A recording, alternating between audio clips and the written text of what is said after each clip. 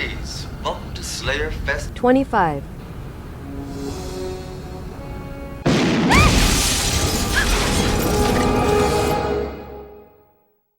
New deep dive is here, and this time it's about Buffy the Vampire Slayer, obviously. And here is our plan. Season 1 is a standalone video, then we're gonna cover season 2 and 3 together, seasons 4 and 5 together, and then seasons 6 and 7 together. Rules of this Slayer Fest 2025 is, here is the board. It has 12 slots for each one of the episodes in season 1, and they are arranged from worst to best. Place your bets now in the comments. Don't cheat.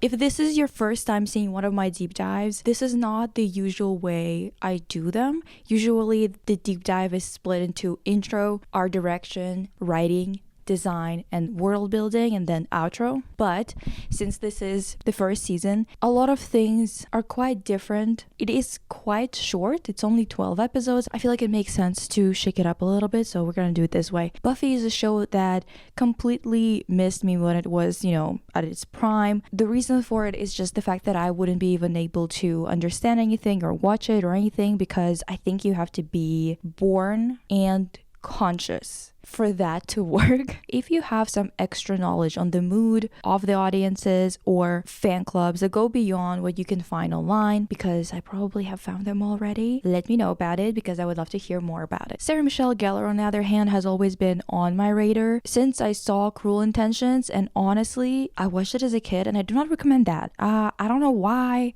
I had my hands on that movie. Don't know how I got to see it. I was shocked to find out that she was known by the public as a blonde, and that it was due to this massive show called Buffy the Vampire Slayer. I remember that I told someone that I saw her being blonde in one of the photo shoots or something like that, and I was kind of baffled by that. And when I tell you, my friend was so offended. She was like, "What do you mean, dude? Like, everybody knows her because of Buffy the Vampire Slayer. What do you mean you thought she was a brunette and you thought her biggest movie was Cruel Intentions? Like, are you crazy?" Like, yeah, I didn't know.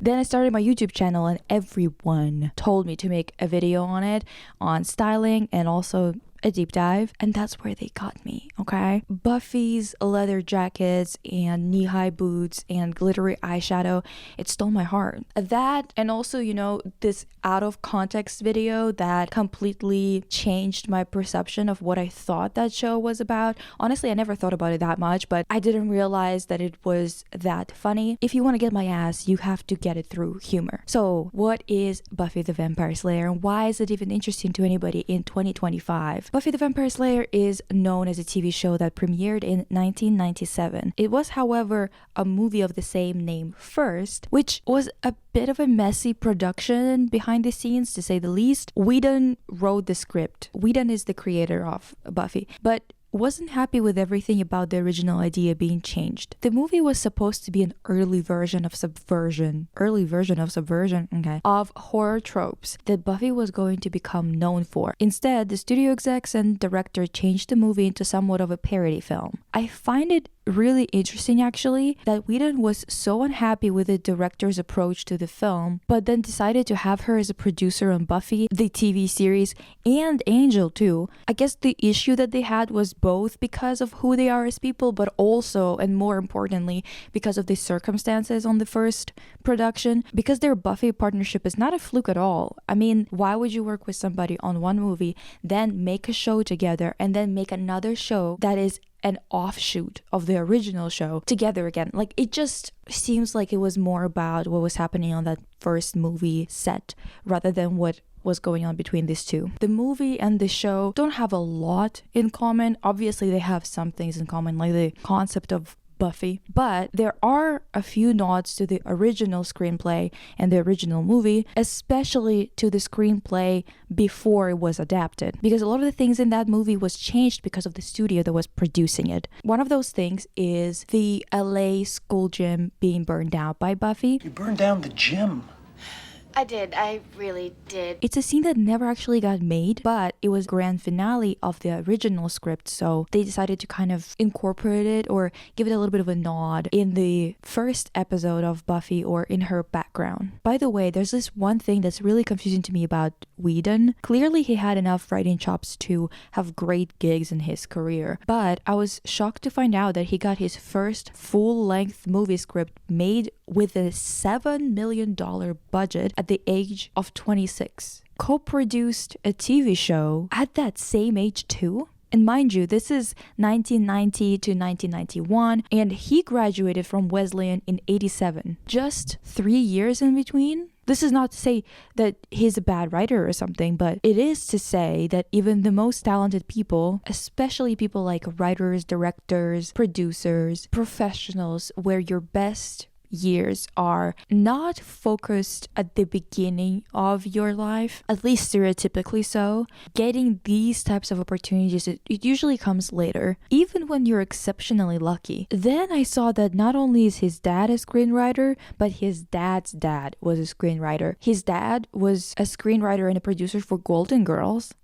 Yeah, even his dad got to write for really big productions really early on in his career, so immediately made sense why Whedon got these massive opportunities in the creation of shows, films, without having an extensive catalog of works to show for it. In any case, this show became an academic's favorite. Honestly, I feel like it's for the abundance of metaphors, horror genre used for what it's actually supposed to be used for, in my opinion, which is exploring human fears and metaphors. Except also make it coming of age. The analysis of this show is so popular that there were even college courses on the Buffyverse. There's literally an online journal that still publishes essays on Buffy twice a year.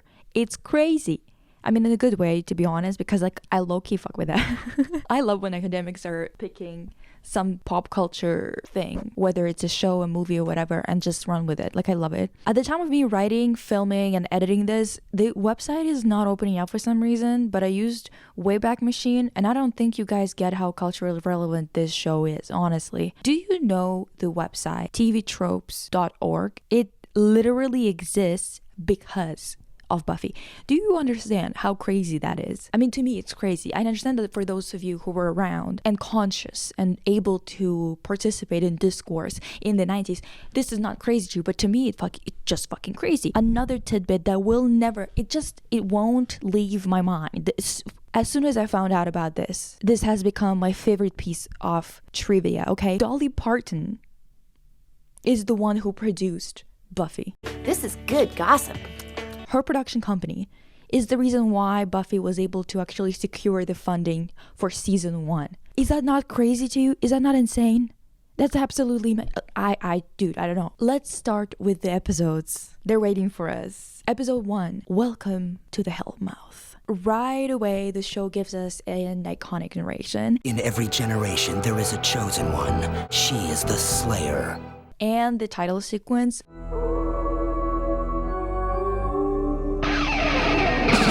Both are so 90s, but low-key in a great way. It just has something slightly campy about it, but it just gives it more flavor, in my opinion. There are a lot of shows and movies that I've seen that had that type of editing. In some shows, it just doesn't hit. But Buffy, it's just quite cohesive. It just works together, you know? The reason why it works is because Buffy is a kind of show that knew what kind of concept they were going for. So all the departments could feasibly provide what was needed. Here is an instrumental that starts with an organ and a howl that bring old school ideas of vampires to the forefront, with a sharp turn to grungy rock instrumentation that brings it back to the 1990s. Here's the usual imagery of the moon, an old tome with a vampire on the cover, a bunch of close-ups of mouths with fangs edited in quick succession, a cross, a bat, changing suddenly to shots of modern really cute Buffy fighting the monsters, being a cheerleader, more monsters, normal guy, Xander, more ancient text, cute Willow. weapons, stakes, ugly vampires, and a bunch of leather, etc., etc. It's a perfect presentation of Victorian vampire, gothic romance, horror tradition brought to the 90s grunge era and supermodel inspired fashion present day. And the best part is that they stick to this through the entirety of the series. I don't just mean props like vampire book, but in the first episode we already have the formula presented to us. Just take a look at Sunnydale High, bright, typical Californian school with clique queens like Cordelia and skateboarders, slackers like Xander. Then a visual middle ground of sorts, the library, that has an older, more mid-century style architecture and color scheme with a more old-school British guy as a librarian, and then a dark candlelit cave of the master that's reminiscent of the vampires living in the dark and surrounded by 19th century paraphernalia. Yeah, the vampires there in that cave are more Buffy-esque. They are mixed, kind of mixed bag, you know? You don't really get this Victorian type of style that's quite typical. You get people from all different periods of time. People have different types of tastes, not people, vampires. But over time, it gets more and more expanded upon. I feel like in the first season, it was more uniform with some slight experimentations here and there, but overall it wasn't as fleshed out as it's gonna become. Even in season 1, we get this indication of where the creators are going to take vampires later on. Like, for example, with Darla, who's wearing this schoolgirl uniform to lull unsuspected victims into a sense of safety. Girl, I don't know her life, I'm just guessing here, because she honestly didn't have to do all that. She does look a bit incongruous in it. I don't know why she wouldn't do something more believable to begin with, whatever. This episode, the first episode, aired with episode 2. They aired at the same time. We're going to judge it on its own anyways, and it is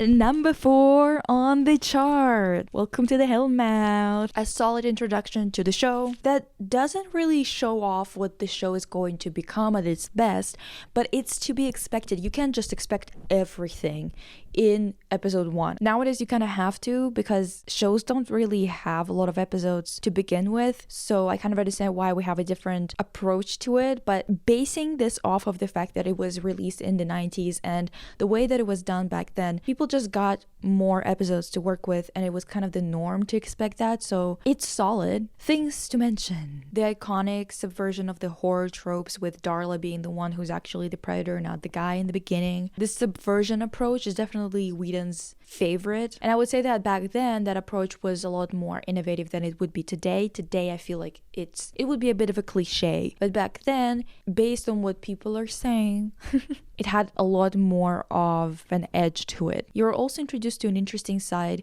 to Buffy's character outside of her superheroism, which is the fact that she's definitely made to be an American popular high school girl, with Cordelia welcoming her with open arms and a lot of people just swarming around her. However, we also see that she's not particularly interested in people who are mean, and she immediately distances herself from Cordelia as soon as she sees her making fun of Willow, for no reason too, I might add. Like, why the hell are you mad at her for using a water fountain? That's just so nonsensical to me. I mean, listen, maybe this is the Canadian high school experience that's speaking for me here, but I genuinely don't remember people being mean, like, for no reason.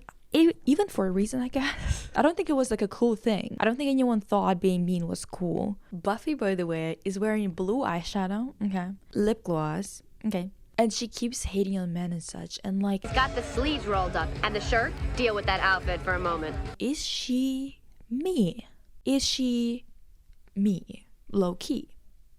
What I'm saying is I'm feeling a kinship here. This episode marks one of the only times when Angel looks even remotely young enough to be Buffy's love interest, and I just mean looks wise. Yeah, I know he's over 200 years old.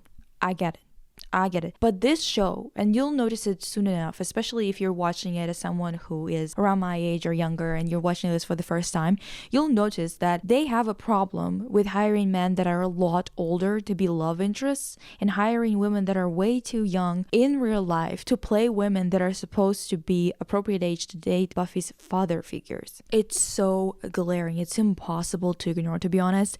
And Angel is just like one of the examples. I mean, Sarah Michelle Gellar, just the type of looks that she just has a bit of a baby face, to be honest, so it's not helping the situation, okay? Not to say that she's not cute or something. She's gorgeous. It's exasperating the situation because this girl so young and cute, and this guy looks like 20 years older than her, and it's because of his also type, like he just looks older than he is, and it's not like in a bad way. Episode 2, The Harvest. And you know what?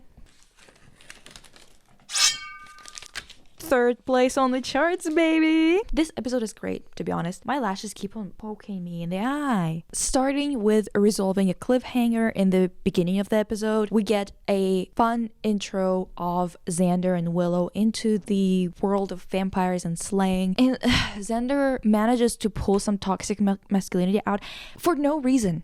I'm inadequate. That's fine. I'm less than a man. Girl.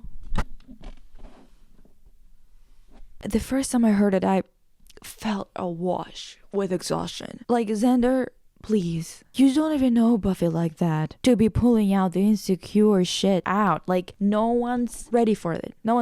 And also, like, even if they would have been ready, why? This is an issue that we're gonna have to address like a few times in this deep dive series. In some instances, in the sympathetic light, but today is not that day. Aside from that, we're really starting to feel the real friendships form between the three of them and Giles. Their banter is a lot better. Xander is throwing himself into danger without a plan or reason. Giles is lecturing everybody. And the principal, at this point still Principal Flutie, the sane one, as we will refer to him from now on, knowing who's to come. Stupid tree. He's watching Buffy like a hawk because of her previous, mishaps at the LA school. The best part of the episode is, of course, the part where Buffy stops the harvest. We get this iconic clip that gets used at the end of every intro sequence for like 2 whole seasons. I really love how this shot shows this character in a new light. Mostly because she's so adorable. She just still has those round cheeks and a pout. You can really see how young SMG is here, but at the same time, you are finally seeing what's gonna come in terms of her development. She doesn't look fake tough. She's not trying to erase this cuteness about her. She's not really thinking about it at all. That's mostly why you really feel like she does have something commanding about her, despite this slightly childish and innocent look, This episode definitely feels like a real opener to the series. I mean, I think it makes a lot of sense that they showed both episode 1 and 2 together, because episode 2 without 1 wouldn't make sense just in terms of setup, but episode 1 without episode 2 would just not grab people the way that it really needs to if they want to stay on air. A few more notes on the episode. Cordelia gets approached by Xander's friend who got turned into a vampire, who also had a crush on her forever and was rejected by her multiple times, and we are led to believe, get this, that when he tells her shut up and leads her to the dance floor, that made her fold. What do you want? Hey, hello, what are you doing? Shut up. Well, just one dance. I mean, this is going to become a theme for our Buffy discussions, the abundance of scenes and storylines that make no sense because you can just tell that a nice guy wrote that scene. You know what I mean? Maybe just pitched it to the writer's room or whatever. Honestly, even a no opinion girl would, it's still questionable if she would have actually acted like this, but Cordelia, like, she is materialistic and shallow at the beginning of the show. Sure, she is looking to land a guy, but the best one around, not the one that asserts himself over her the most. Like, let's be for real. This scene just stinks of a guy who thinks that girls don't choose nice guys because they like to be treated like shit. And not that people mostly choose partners based on attraction, especially for people who are young and a little silly. Also, at the same time, this whole thing with Xander being not man enough and he's kicking, I mean, I guess we can write it off as like a teen angst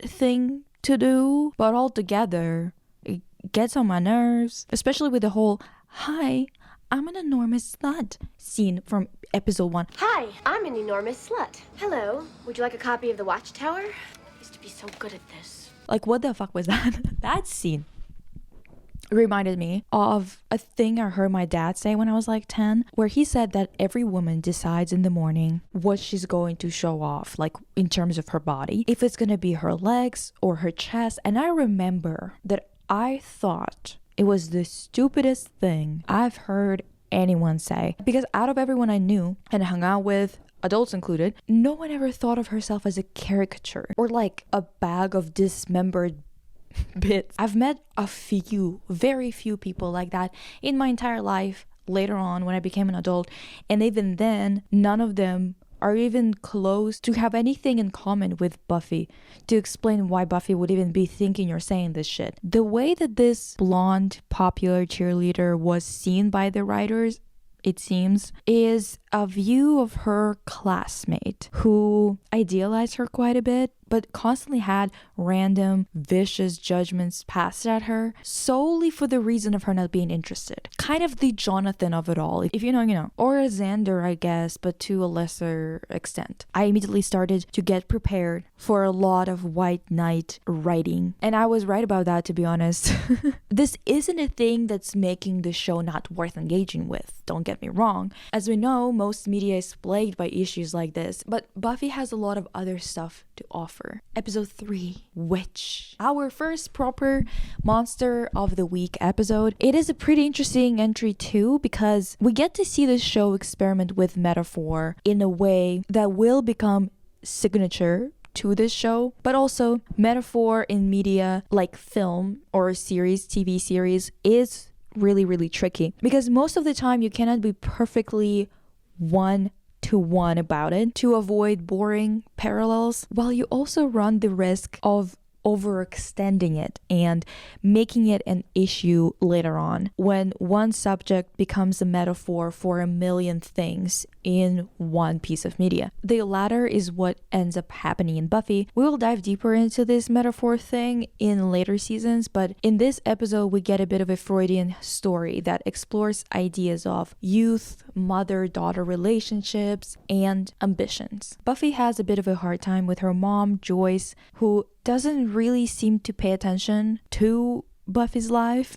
What was I trying out for?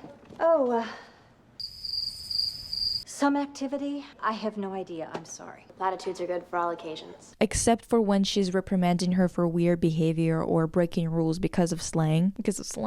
I can't stop. And honestly, even though I can see why Joyce would be distrustful or mad, I also think that Buffy is honestly a very neglected child. Most of the main characters are actually. Their parents, generally speaking, only show up when it's time to ground them, or sometimes they show up to ground them even when it's not time. Basically, they do not know what's going on, ever. Buffy's acquaintance at school really wants to get into cheerleading and trains with her mom day in and day out, okay? Basically, her mom is kind of obsessed with her high school glory days and wants to live vicariously through her daughter until she actually starts to physically live through her daughter by switching their bodies. It's an interesting setup and an entertaining episode, but this setup existing and being introduced at the same time as this issue that Buffy is having with her mom is creating a bit of a weird commentary, which, I mean, it might be accidental, but at the same time, why write these situations in such a close proximity to each other in terms of theme,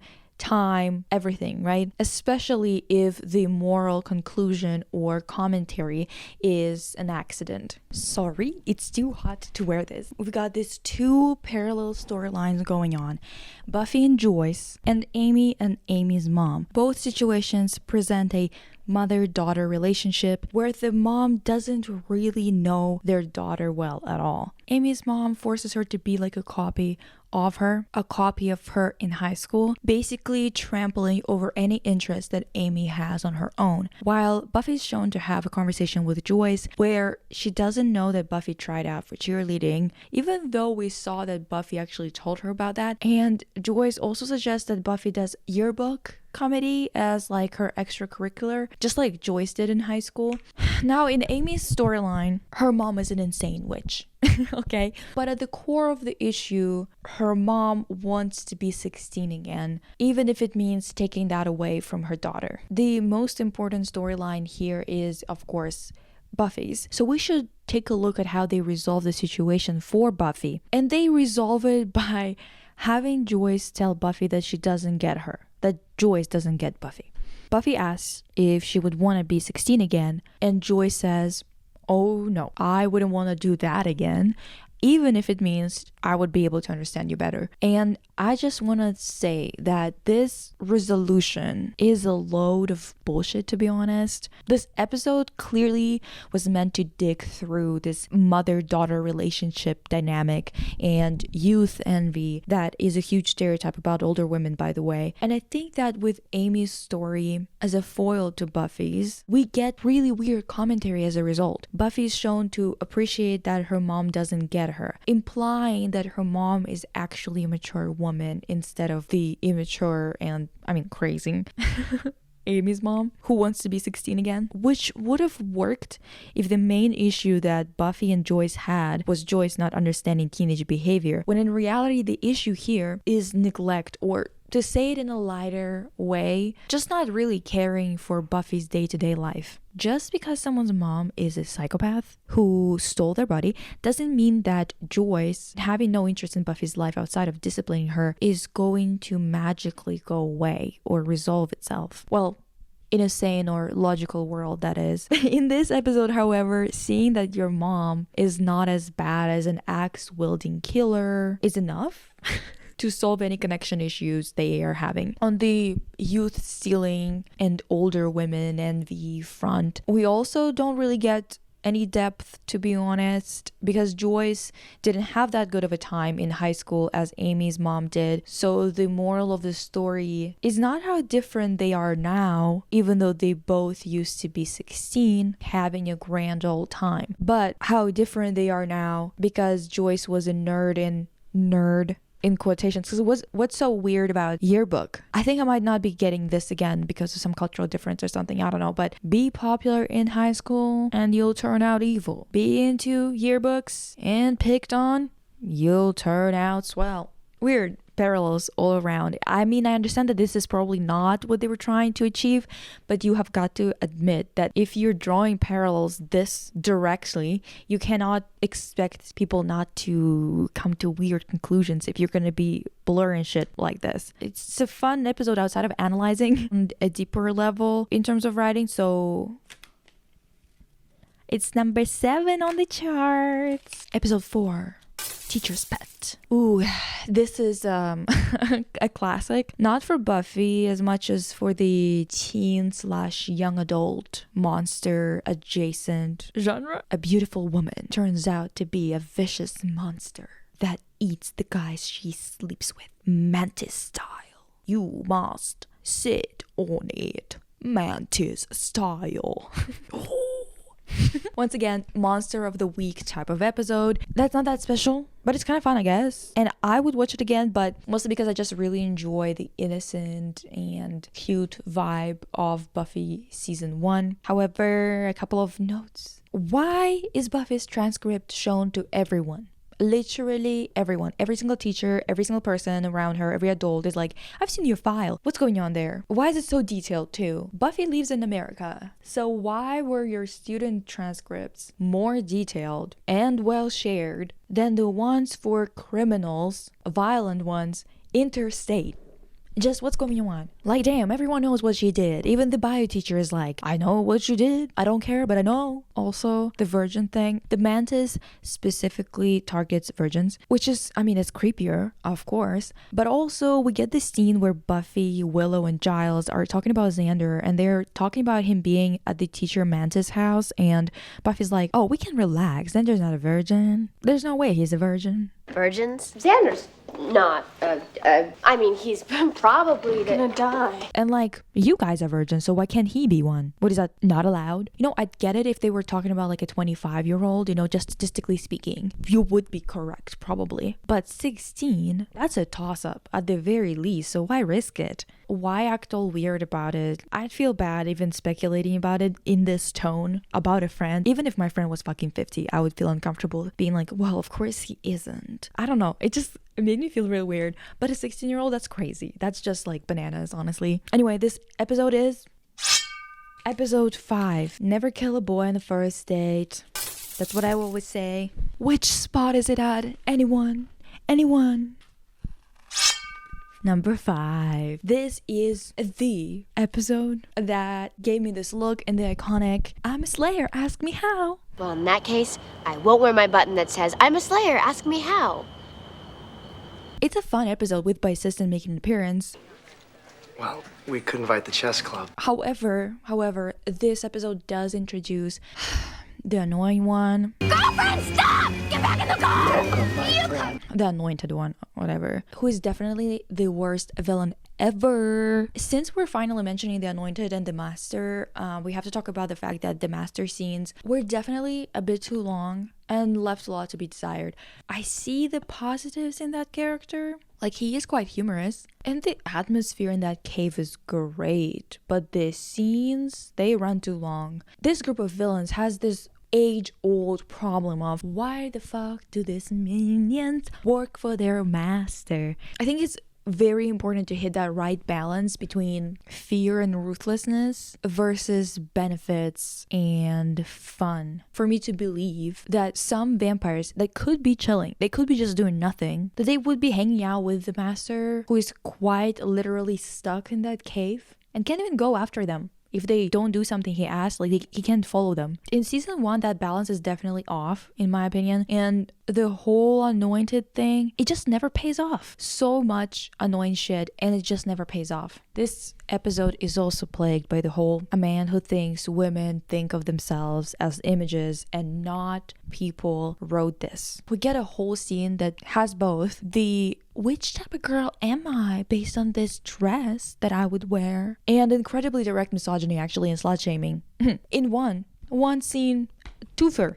Is that what it's called? A twofer? Buffy once again lists off adjectives. Do I want to appear shy, coy, and naive, or unrestrained, insatiable, and aggressive? That these two dresses somehow embody to Xander. Asking for his and Willow's opinion on what she should wear on a date, and Xander brings out a massive floor-length puffer coat and winter cap. By the way, they are in California, if you forgot, and tells her to wear that, unmistakably being obnoxious and out of line with the whole cover-up jealous chick. I mean, and the writers thought that after that, somehow, Buffy or any other girl who's not in love with Xander would immediately say, oh, guy's opinion, which lipstick should I choose? Which one Owen would like better? He already showed himself as like a Mormon dad wannabe, and now you think she'd want to ask him for his opinion on a lipstick? I mean, what the hell is going on? And it doesn't end there.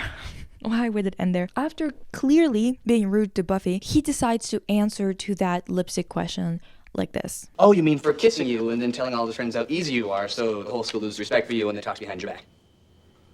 And they just, gloss over it? Both Willow and Buffy just go, he's just a boy being boy. Right after that, Xander looks at Buffy changing through reflection in her music box mirror. They should have slowed down on the weirder shit. Like, it's just too hard to buy that Xander would be a friend much longer. Just what universe is this show in? There are vampires and witches and demons aplenty, and still, the most unrealistic thing here is this girl's not only ignoring these remarks, but continuing to be friends with these people.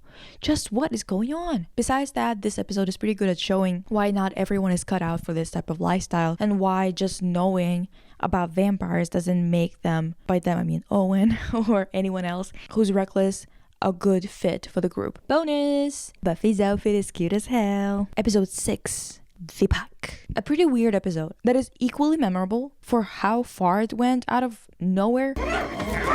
and forgettable for how little impact it has on the story or on anything in this series, really. First of all, bitch, I cannot go on talking about this episode without mentioning the people, the group of kids in the beginning of the episode, okay? This group of bullies from Sunnydale High that bully Jonathan, I just want you to take a look at them and tell me who out of this entire group looks even remotely younger than 30. Quickly. I mean, listen, I know Xander, the actor who played him, was in his late 20s when they started the show. I get it, okay? But in season 1 and season 2 as well, I could believe that this guy is in high school. Some kids at my high school looked 12, to be honest, and some looked 25, especially when they grew their beards out. But this group is just not looking right.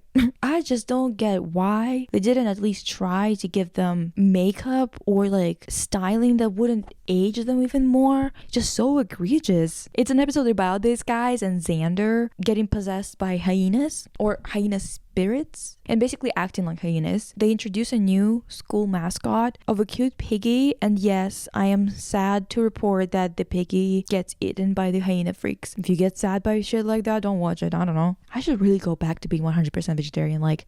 But if you think that this was the only thing that got weird in this episode, you'd be wrong. The Principal Flutie, gets eaten too. Yeah, also, Xander tries to R-word Buffy. Get off of me. Is that what you really want?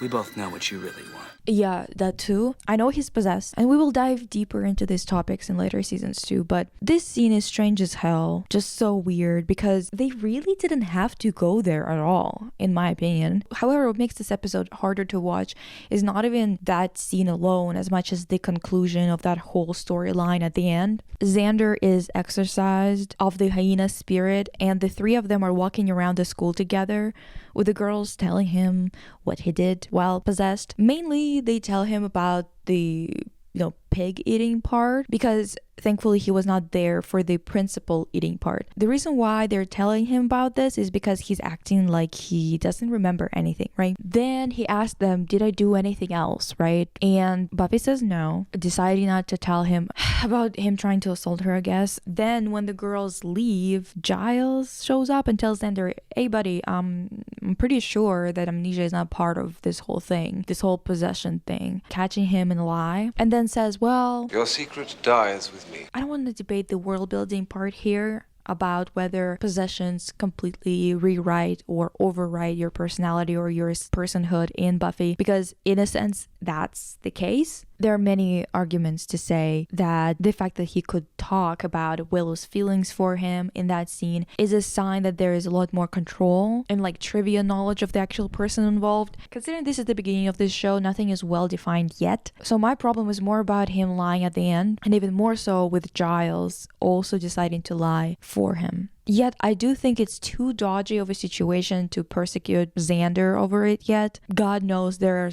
things that he actually deserves flack for, and I think it might be too much jumping to conclusions here to actually come to a consensus, because I don't think that they established the world building well enough yet to actually have a debate that would make a lot of sense here. I genuinely looked at it from so many angles, and there's just a lot that is at play here in terms of specifically the logistics of the Buffyverse, Anyway, because of all this weird, really long slow-mo shots and with hyenas stalking and grossness with attempted assault, this episode is at the very last spot, bitch. Simply put, it's the last spot in the ranking, baby. Not really worth watching at all, low-key. I'm a sucker for early Buffy, I told you, so I will watch it anyway, but not necessary for anyone else, really. Episode 7, Angel. It's a special one, baby. We get a bit of a taste of Buffy melodrama. First off, the anointed one. His name is Colin. His name is Colin. Bitch, be for real. Has there ever been a more annoying addition to a baddie lineup? I mean, seriously. Oh, also, the worst thing imaginable happens. Ew! They're cockroaches. And the bronze scene at the beginning starts with Cordelia picking up a roach and putting it in a container that a bartender is holding. Why? Close the damn place down. I mean, I know they were supposed to later do it now. Sweep them bitches up. And also, like, why would Cordelia, of all people, I know that you get a free drink if you catch one, but why would she do that, especially with her hand? That's crazy. That's such crazy business. I don't want to even talk about it. Like, Jesus Christ. And Xander, again, Xander telling Cordy she looks like a hooker as a diss. I don't know what everyone's talking about. That outfit doesn't make you look like a hooker. Does he ever hear himself? I mean, seriously, how many episodes in a row has he either called someone a slut or a hooker or tried to assault someone? I mean, seriously, what the fuck is going on? Why did they do that? Why did the writers do that? Was he supposed to be likable? I think he was supposed to be likable. Why did they write him like that then? I just don't understand. He's funny. That ain't enough though. That's crazy. Anyway, Buffy gets attacked by 3 demon things. An angel helps her out, getting stabbed in the process. And ooh, the what part of it all, baby. Ooh, she patches him up. Ooh, while he's shortleys, he has to stay over at her place. Ooh. And he sleeps on the floor. But also, when they talk next and he tells her that he's older, like 240 years or so, yet he kisses her. And listen, I told you this already. Boreanaz looks so much older than Geller. He just does. He was like 28, plain angel, who's supposed to be 24 to 26. Physically speaking, like, he was turned at that age, okay? He was 10 years older than human Buffy when he was a human, when he was turned. That's just so bad. Like, it's already bad that he's 240 years old. I've talked about it in one of my Beasties video about why this age gaps and whatever happen in these shows, and they kind of push it that far because it becomes an abstract number and it doesn't matter anymore to people in their minds in a weird way. Not because it actually doesn't matter. Because it is a lot less creepy when someone is 578 than when he is 45 dating a 16-year-old. This is just the way that people are perceiving it. I'm not saying that it's actually, the truth. Geller was like 19 to 20 years old, and most of all, she's got a baby face. Like, some people just have a baby face, and he has that adult face. It's not bad. He's cute. It's just he looks like an adult who's a lot older than her, and it just freaks me out every time. I don't know, every time they kissed, I low-key recoiled because he just looks too old. It's crazy. It's especially crazy, I think, since like season 2, I believe. Anyway, this episode feels so fantastic while watching season 1, and it's because it's so nice to have the characters actually get fleshed out a little more. Angel gets a lot of backstory, an explanation as to how he got insold. Darla acting all weird and being all sexually charged. You're hurting me. That's good too. I can only imagine how crazy of a plot twist Angel being a vampire was to people back then. What's wrong? Was it just as common for the main character or the main love interest in a TV show or a story like that to be a vampire or some monster / enemy? I'm sure the enemy part isn't new, really, but what about a vampire? Because if I'm right, this seems like a pivotal moment in television, and mayhaps the catalyst for a myriad of stories that followed where the main love interest was a beastie of some kind, while the main character was against them like a slayer. Anyway, seems like it would be groundbreaking for me if I was a teen at the time. I just know it. Also, Darla brings guns. Okay. Scary. Scarier.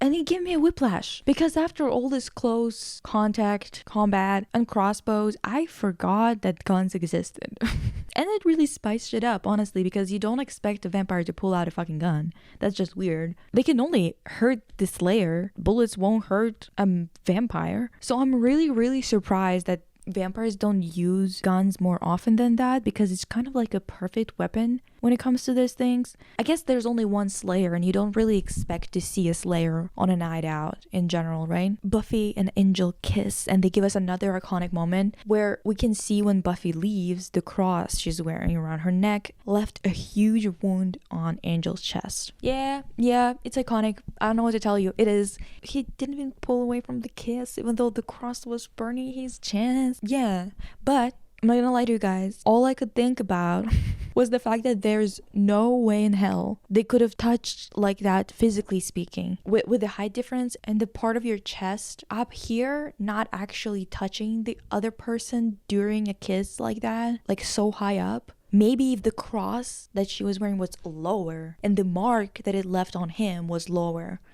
I could believe it. But it just feels like they didn't calculate it right, I don't think. See, this is why I'm annoying to watch things with, because we're just watching shit and I'm calculating. And this is an easy number 2 on the charts. Heyo! Episode 8, I, Robot, You, Jane. Another Monster of the Week episode, this time with a demon that gets scanned into a computer, granting him ability to use the internet and influence people. A lot of weird shit happens, Imo.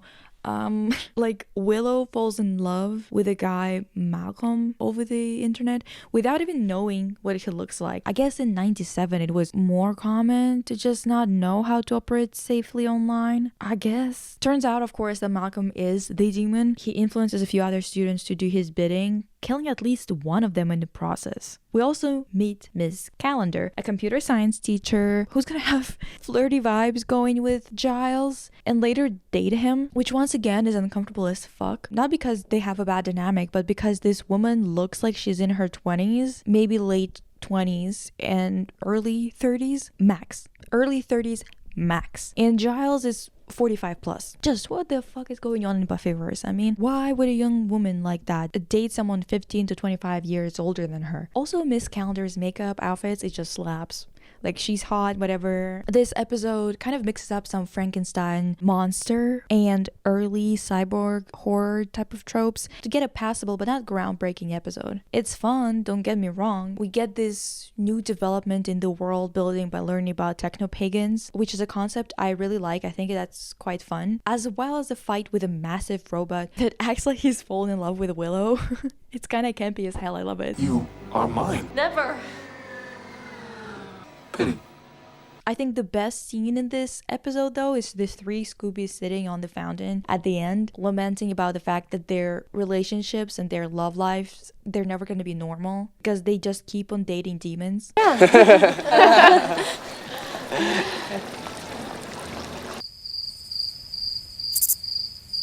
I, Robot, You, Jane is at number 9. Episode 9, The Puppet Show. Okay, I know I said the hyenas episode was weird, but I think this one is probably the weirdest one in season 1. Maybe? And top 5 weird episodes from the entire series, I think. Because it's not highly conceptual like the last episode of season 4. It's straight up freaky. And most of the freakiness is coming from the puppet character, okay? Not because he's scary, okay? But because he's horny? Every movie needs a horny weasel.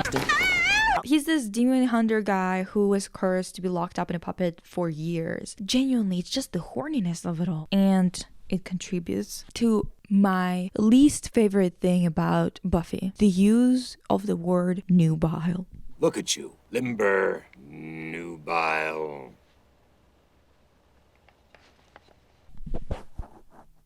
Makes me wanna go on a killing spree, you know?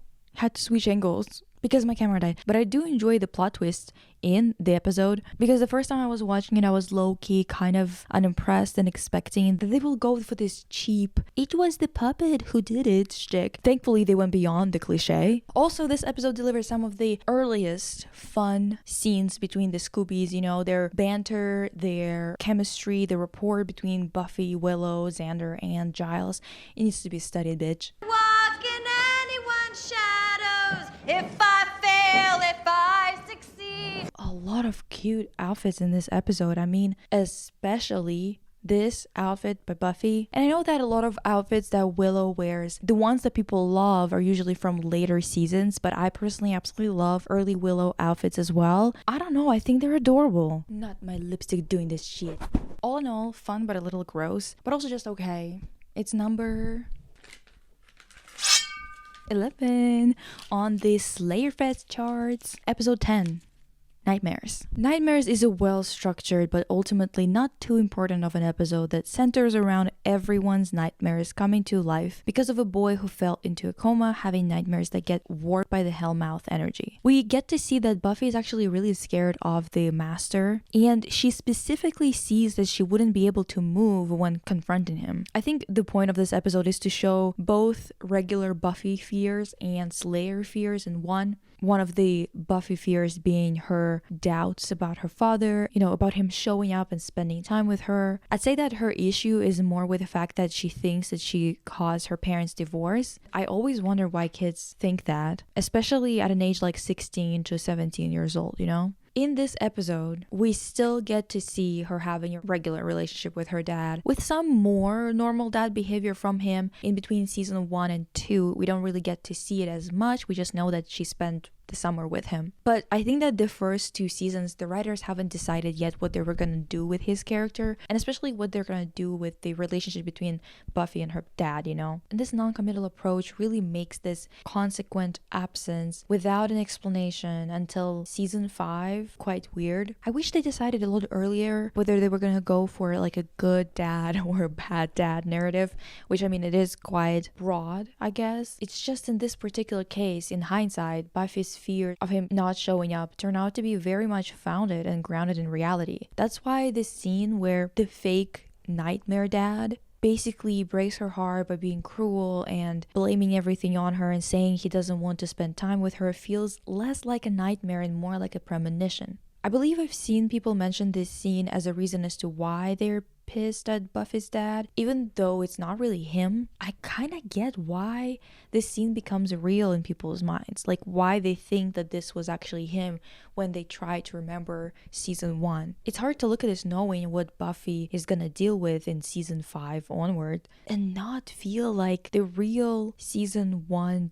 Buffy dad is not even real, and the nightmare one very much is. So yeah, everyone's having nightmares, and it leads to some hilarity in some cases. My turn.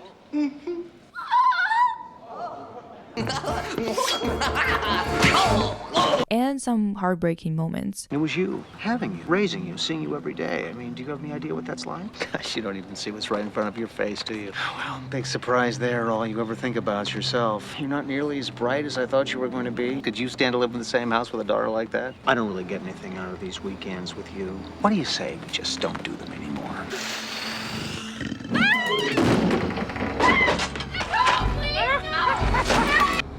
It's mine. Oh, God. And honestly, you're going to be getting whiplash just from how different and how much darker Buffy's nightmares are to compare to everybody else around her, because she gets the worst of it all, including being buried alive. Just compare having stage fright to perform opera, or having to punch a clown or a Nazi clown, I'm not sure, to being buried alive, ridiculed and blamed for parental mistakes, and oh yeah, don't forget being turned into a vampire and crawling out of your own grave. Seriously, Buffy always has it harsh, and to an extreme, too extreme to be honest. In any case, the issue is solved by the boy in the coma overcoming his fear, waking up. We find out that he was abused by his coach to a point of falling into a coma. A solid episode with a lot of interesting elements. I especially love the weird reality bending cemetery at night that appeared out of nowhere. It looked really interesting and gave us quite a bit of an insight into everyone's minds. It's at number 8 on the charts. I low-key wanted to move it to number 5 because I feel like it's better than Witch. You guys should vote in the comments which one should be higher, because I don't know. Whatever. Out of mind, out of sight. Ooh, cute hair, cute outfit alert. This is a Monster of the Week episode. This time focusing on a girl that was super ignored by everyone at school into literally becoming invisible. And you know what? It's just a little bit too exaggerated. The way that she's being ignored, okay? She has the biggest grudge against Cordelia for not acknowledging her existence, but literally no one at school knew who she was, and no one seemed to even be able to see her when she's literally standing in the middle of their friend group. It's a bit unrealistic in that sense. Like, I'm obviously talking about her not being noticed by anyone, at least even by people being annoyed that she's in the middle of their friend group just standing there. They don't seem to notice her at all. It's crazy. Like, you could be unnoticed in quotations in high school, of course, but this is just ridiculous. Regardless of that, this girl is psychotic for real. I get it, people were not paying attention, but did you have to go and try murdering your English teacher? Like, what did she do to you? She was just teaching you about Merchant of Venice. The only reason why she survived is because Cordelia showed up on time and helped the teacher out. She tried to kill a bunch of people she perceived as not worthy of living because they didn't pay attention to her. In parallel to this storyline, we see Buffy struggling with having a very different life than she used to have before slaying. She used to be a prom queen and a cheerleader, seemingly without the mean streak thing that's associated with it. In short, she was one of the more sociable girls in school. Now she's the girl who's randomly skipping class, shows up at every crime scene, and drops a bunch of medieval weapons in the hallway, while hanging out way too often at the library with 2 more students and the librarian for hours. Training in martial arts too, right in between the bookcases. That part is the weird one, okay? Like, it looks freaky, I agree. Especially the hanging out with the librarian outside of school hours thing. But most of all, it just feels like she had to replace all of her interests with slaying, and like she can't be in clubs at school or hanging out with the girls to create a great homecoming dress or whatever the hell it is. And honestly, I totally get it. All these teen shows with monsters end up in this place, you know? But I feel like it usually took a bit longer to get there, at least back in the day.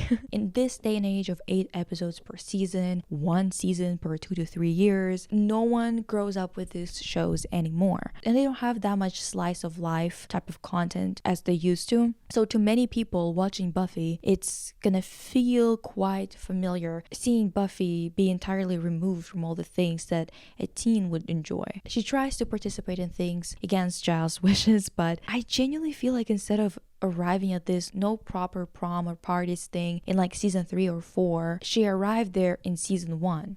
I genuinely feel bad for Buffy. She just has it so astronomically worse than anyone else involved in this shit, you know? Like, I get it, you guys, she's the chosen one, she's the only one that gets for every generation, but give her something instead of making her the martyr from day 1. God damn. And I want to mention something that seemed really funny to me when I was watching this episode, by the way, and it's the editing style, especially of the flashback scenes. This Invisigirl being ignored in slow motion is funny as hell, especially since we know that she's trying to actually kill a bunch of people, including drugging Cordy and Buffy and trying to straight up permanently disfigure Cordelia, just because she's, I don't know, envious of her, I guess, or I don't know why specifically Cordelia. The juxtaposition is just goofy as hell, honestly. And I love it. I love it. I have said it before and I'm gonna say it again. I love me some stupid shit. Cordelia being picked as the one who's always getting revenge exacted upon is really something. People really get pissed at her more for being bratty, sure, and pretty than anyone else who, I don't know, makes people out of other people's body parts or vampires that are aplenty in Sunnydale. It's really something. It's really weird. Another world building nugget is revealed too, the fact that there are many invisible people out there, just like this girl, and they're basically kept with the CIA or something. The episode itself is at number 6. Tell me why I'm disagreeing with my own damn self while I'm looking at this chart. God, whatever. Episode 12, Prophecy Girl. Yeah, it's number 1. Yeah, it is. I mean, it is. There's no suspense there when you know there are only 12 episodes and we've covered 11 of them. But at the same time, I feel like many of you who watched Buffy would place this episode here too. It's weaving a bunch of important storylines for this season into one episode, and it's low-key masterful, and definitely a significant jump in quality, in my opinion, in the writing department. This isn't an experimental type of episode. This isn't Hush. This isn't The Wish or Restless. There's no major flipping of this story with an entirely new way of telling it. This is simply a very good season finale, starting with a great line from the Master right after an earthquake that predicts the end of time stops. What do you think? 5.1? And ending with a huge shift for the main character, her first death.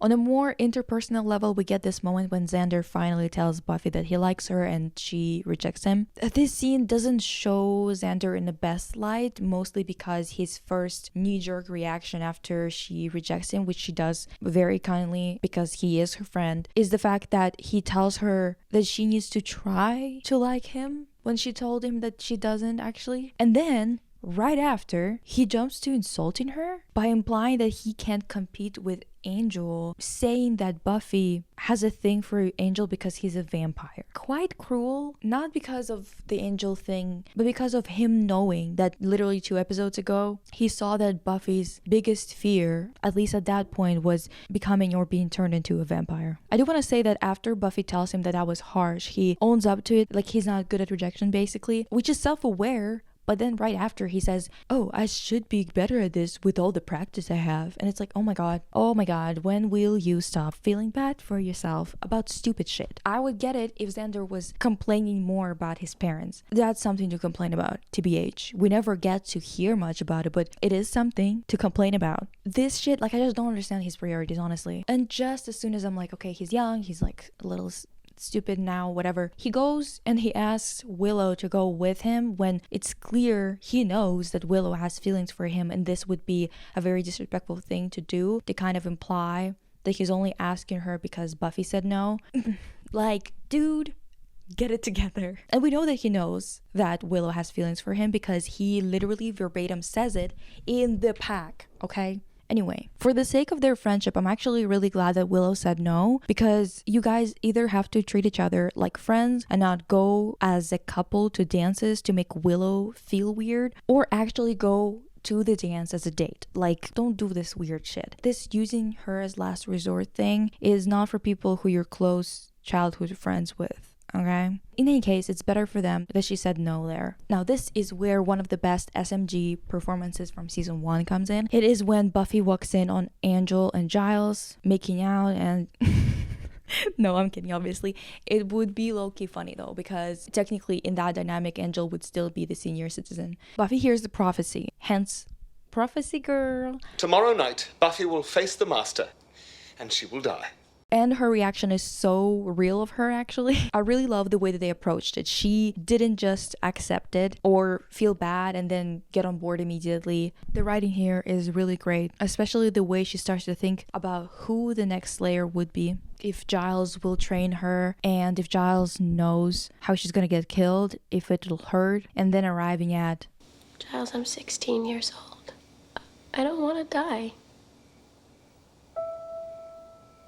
She quite literally quits. And I was right there with her, because why the hell wouldn't she, right? In the age of nukes, you want to tell me Buffy just going in with a crossbow is the only solution? Like, be for real. And yeah, Buffy, tell that Angel motherfucker, what do you know about this? You're never gonna die. And even if he dropped dead at any second now, he still lived for over 240 years. So what are we talking about? It just makes a lot of sense that Buffy asked her mom to get away. Like, my mom is gonna be able to take me away. This kind of getting a note to give to a teacher from your parent to skip school mentality. It's just so real of her. And then her mom shows her the dress that she got for her, and it's an Empire Waist dress, and we'll talk more about it in a moment. But Buffy mentions, You had your whole life ahead of you. Yeah. Must be nice.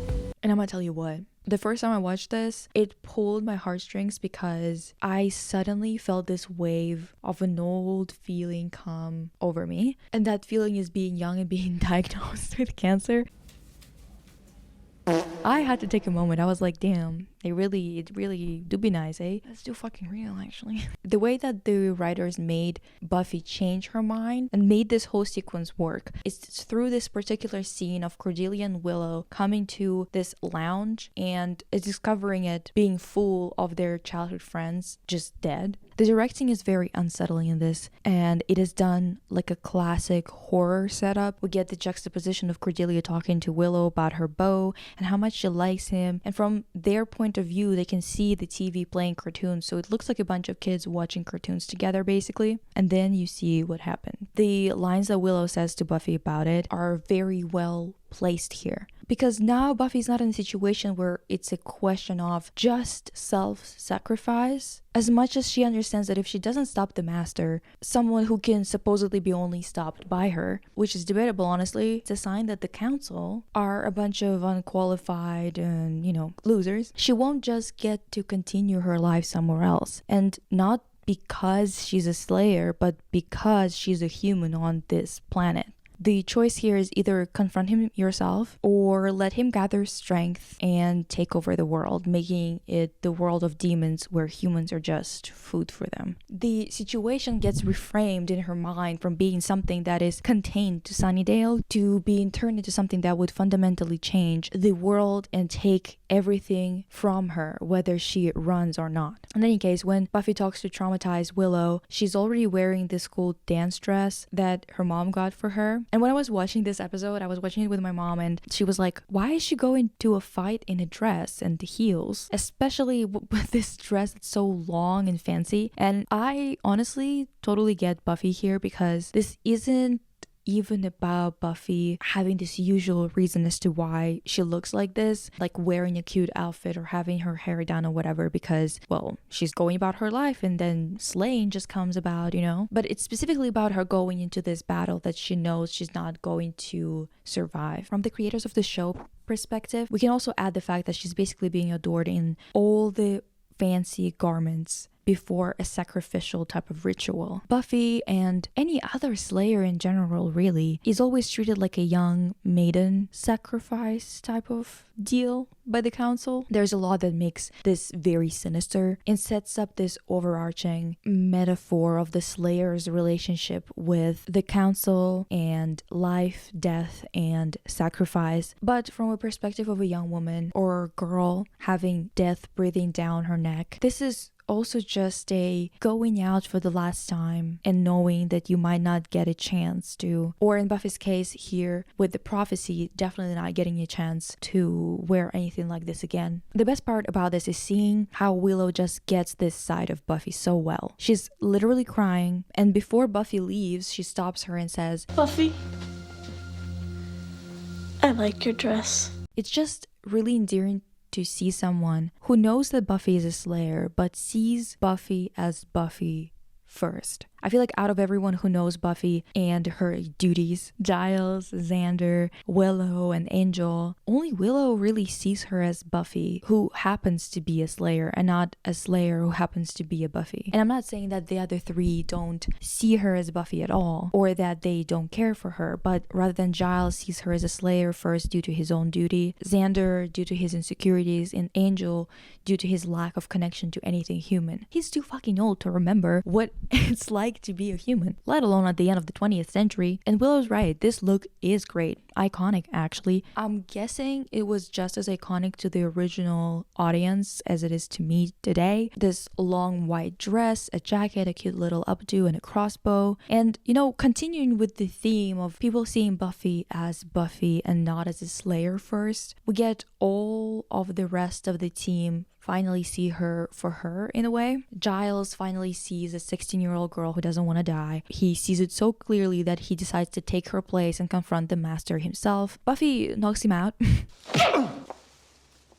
So he doesn't get to do it, but then Xander gets to see her as not just a love interest but a friend, because in this case he knows she's not interested at all, and he still decides to come and help, which, I mean, that might be a stretch of a metaphor, and actually acts braver than Angel, who's all like, you're out of your league, kid. But also I'm giving both of them a little bit too much credit, to be honest. She's still not fully seen by them, because they think of her as an image in this part of the story anyway. Girl is set up of the dissension. Under the ground is beautifully lit and shot. There's such a vibe.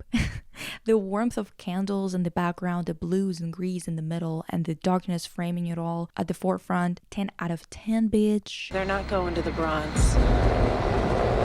Yeah, that actually looks menacing. Good job, everyone, making 20 people look menacing, because listen, as I've said before, it's hard to do. I've talked about it in my Fate deep dive, Fate the Wink saga.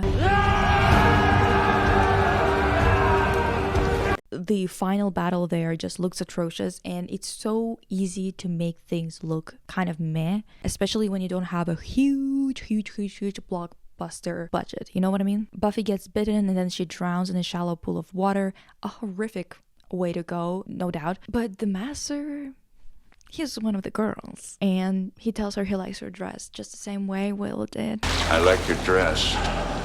Xander and Angel show up after resuscitate her. I guess it was possible only because she is a Slayer, so it's a bit harder to kill her. Here's the thing. Buffy was quite scared and had a hard time fighting the Master, or let's be real, she basically didn't even fight him at all. Had a very easy kill here. I think it was mostly because of her fear of death and the fact that she went into this fight thinking she won't come out. After she comes back, she's so much more confident and capable that you start to wonder if she got some kind of power boost of the Slayerage kind. No, I feel strong. I feel different. Because she just feels so much more different, you know what I mean? She like literally starts to feel where the Master is, and she seems physically stronger too. So my take is like it's 50% psychological, 50% actual Slayerage boost. Which I mean, it was probably only supposed to be psychological, but I think that they went a little bit too far in terms of how unable she was to do anything before and how good she was after. He's not going anywhere. Loser. Oh my god. Dude, she's so me. She's so me. I'm so her. She's so my girl. I love it here. So, this is the season 1 Slayer Fest ranking.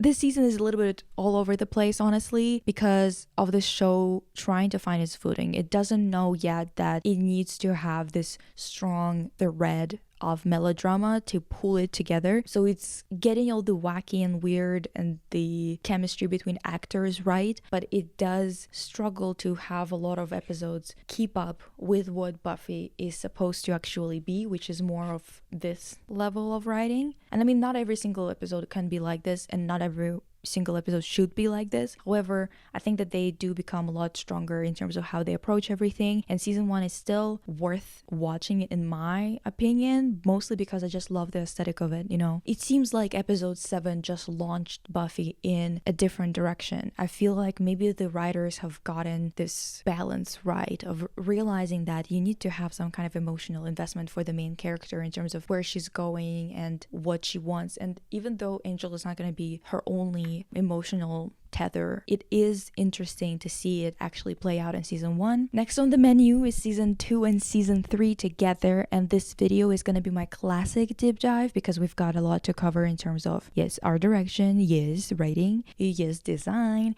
and world building. So like this video, share with people who might like this, who like Buffy, and strap in. We're going on the Slayer Fest ride. It's just starting. We've got a lot to cover, and thank you to my fairies over at Patreon for supporting me. Thank you for 100k on my channel, and I'll see you in the next one. Bye.